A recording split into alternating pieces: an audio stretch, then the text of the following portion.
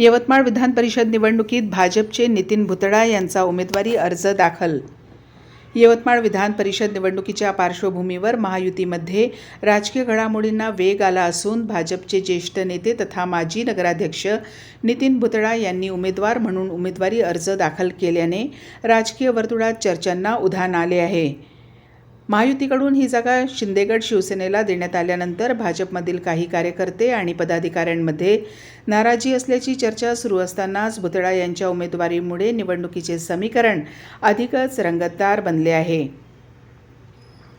उमेदवारी अर्ज दाखल केल्यानंतर माध्यमांशी संवाद साधताना नितीन भुतडा यांनी आपली भूमिका स्पष्ट केली.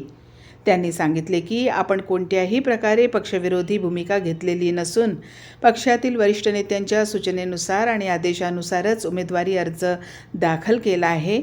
त्यामुळे आपल्या उमेदवारीकडे बंडखोरी म्हणून पाहण्याचे कारण नसल्याचे त्यांनी स्पष्ट केले. भुतडा म्हणाले की मी भारतीय जनता पक्षाचा निष्ठावंत कार्यकर्ता आहे. पक्षाने दिलेली प्रत्येक जबाबदारी प्रामाणिकपणे पार पाडण्याचा प्रयत्न केला आहे. या निवडणुकीतही वरिष्ठ नेतृत्वाच्या मार्गदर्शनानुसारच मी अर्ज दाखल केला आहे.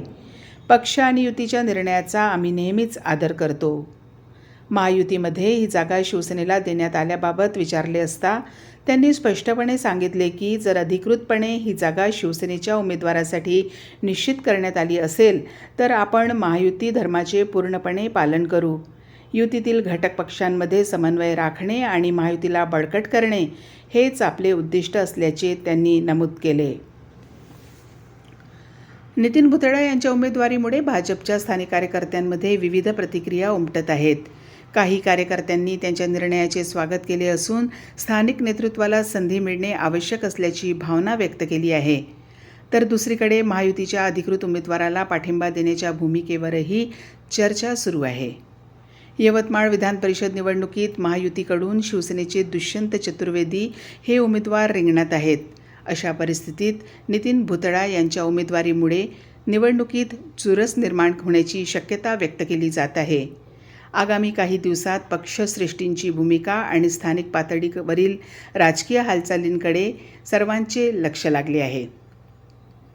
सध्या तरी नितीन भुतडा यांनी आपण पक्षाच्या आदेशानुसारच उमेदवारी अर्ज दाखल केल्याचे सांगत महायुती धर्म पाळण्याची भूमिका जाहीर केल्याने त्यांच्या पुढील राजकीय निर्णयाबाबत उत्सुकता निर्माण झाली आहे.